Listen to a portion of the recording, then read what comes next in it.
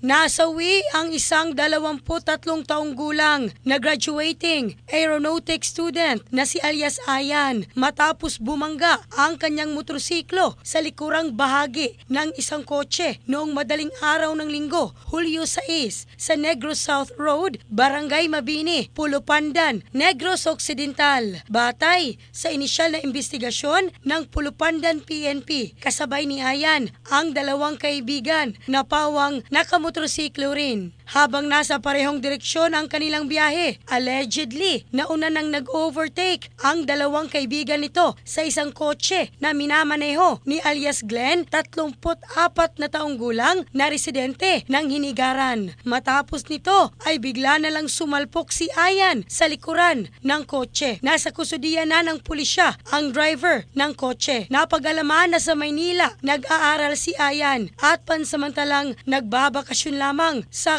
kanilang bayan. In the heart of changing lives, ako si Michelle Craste ng Brigada News Philippines, the Music and News Authority.